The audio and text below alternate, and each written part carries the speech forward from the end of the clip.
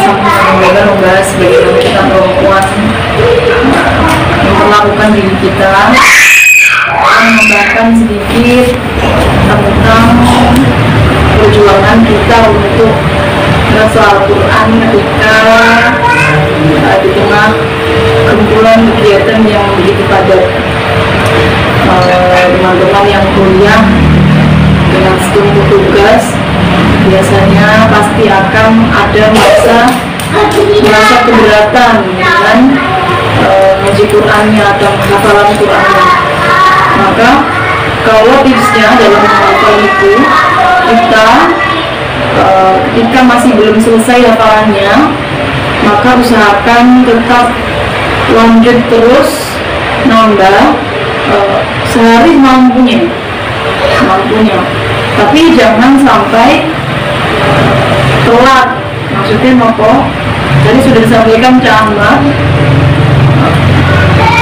sangat penting penghafal Al-Quran itu bisa membagi waktu yang baik. Setiap hari sempatkan untuk nambah, untuk yang belum hafatan nih, yang belum hafal, sempatkan untuk nambah semampunya. Kaca nggak bisa setengah kaca nggak bisa seayat 2 ayat. Menurut kamu, ketika orang itu terbiasa untuk nggak nambah, maka dia akan semakin lama kebiasaan nggak nambah, ya pun kebiasaan terus. Akhirnya nambahnya 3 hari sekali, 4 hari sekali. Kapan mau hatamnya kalau seperti itu? Jadi yang pertama nambah kalau memang belum hatam. Selain jadwal nambah kita juga penting sekali untuk memperhatikan jadwal murojaah, jadwal terus. Kalau punya tips untuk teman-teman yang masih belum hatam, ini tips sebenarnya Tua sendiri tidak mengamalkan, tapi Umi Azan dan bukan yang mengamalkan adalah Mbak Zain, Mbak Ahla, dan terbukti beliau-beliau ini setelah hatam itu langsung nanya. Kalau bukan, mungkin kalau tips untuk yang hatam dari lain mungkin di akhir. Ketika menghafal, maka usahakan setiap hari kita ada jadwal murojaah. Kalau beliau mendahulukan 3 juz terakhir yang disetorkan. Tapi ya kalau kita sibuk sekali, kalau misal sama kuliah kan repot nih. Jadi setidaknya 1 juz terakhir yang disetorkan. Setoran juz 9, berarti ya juz 9 kita harus terus setiap hari juz 9. Nanti semisal ini yang wajib nih, terus akhir yang soalnya kan kalau baru disetorkan itu kan gampang lupa. Juz 9 itu terus sampai kita nambah juz 10, berarti nanti juz 10 kita seperti itu. Nah, selain itu kita juga nggak kalah pentingnya punya jadwal deres yang muter. Misal masih 9 juz, berarti kita punya jadwal deres. Katakanlah kita sakitnya itu sehari nambah sama murojaah itu hanya dapat waktu 2 juz. Oh, berarti 2 juz ini 1 juz 9, 1 juz ini yang muter dari 1, 2, 3, 4, 5, 6, 7, 8 balik mana 1, 2, 3, 4, 5, 6 muter. Kalau mampu lebih, maka lebih baik lagi muter. Kalau bisa, insya Allah nanti hatam itu setidaknya bisa lah dibaca gitu. Nggak kemudian hanya nama hatam Quran, hatam setoran, tapi ada yang bisa dibaca. Nah, kalau semisal sudah kadung ke jadi ya, sudah kadung jadi hatam belum lancar, maka berarti sama kali kolorin. Kalau lain juga seperti itu, hatam itu belum lancar karena kalau mondok itu nggak ada ujian.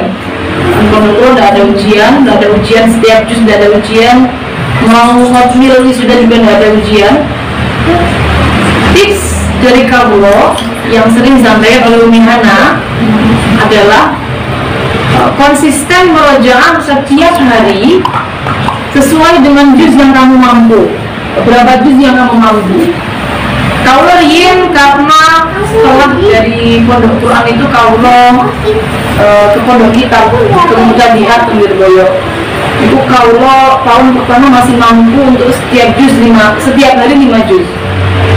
5 juz, saya 5 juz ini kan kalau kita bayangkan wah 5 juz, tapi Tapi kalau 5 juz itu sebenarnya derasnya saya pencar-pencar.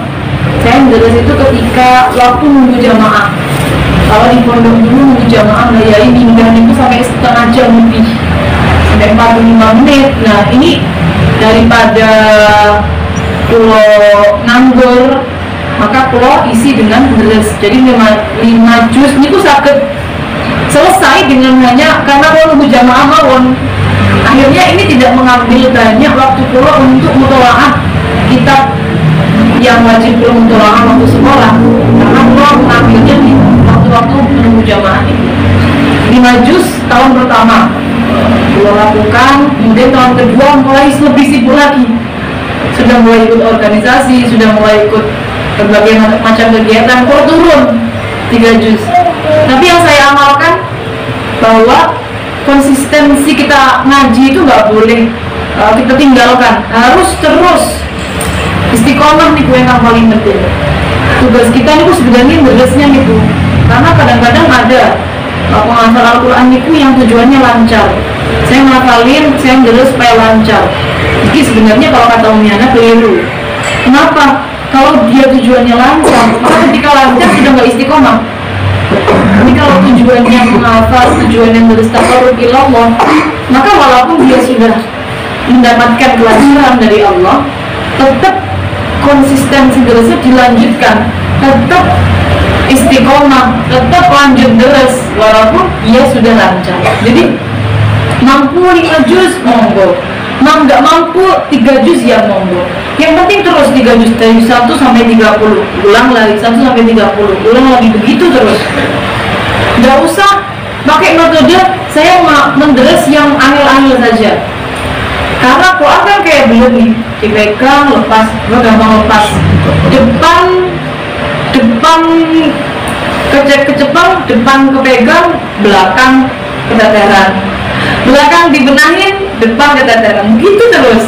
Akhirnya yang paling efektif deres niki 1 sampai 30, selesai balik 1 sampai 30, balik terus, jadikan wirid setiap hari. 1, menjadikan Al-Quran sebagai wirid tentunya adalah afdalul ibadah, qiraatul Quran min afdalul ibadah. Yang kedua, kita dapat barokahnya hatam. Kalau misal kita deres niki pelencong, ini bukan asal barokah hatam Quran itu. Kalau yang berkahnya lah lebih banyak gitu, yang banyak itu untuk masih 1, 2, 3, 4, 5, 6, 7, 8 sampai 30. Enggak dibalik juga, enggak diambil setunggal-setunggal, enggak, tapi untuk 1, 2, 3 sampai 30.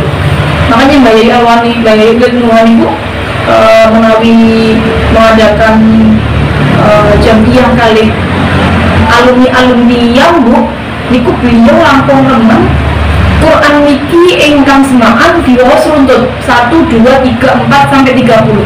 Nggak boleh ditambah muqaddamah.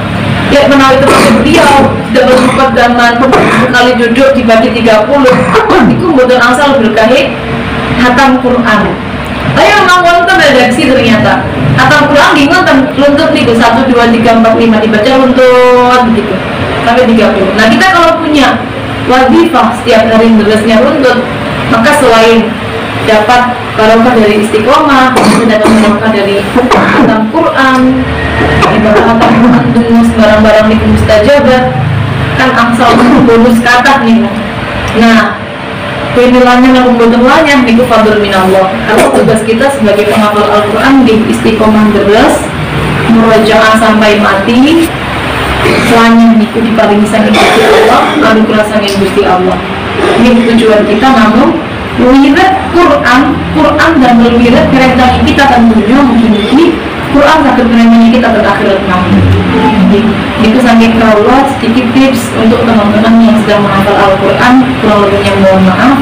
Assalamualaikum. Sedikit ya,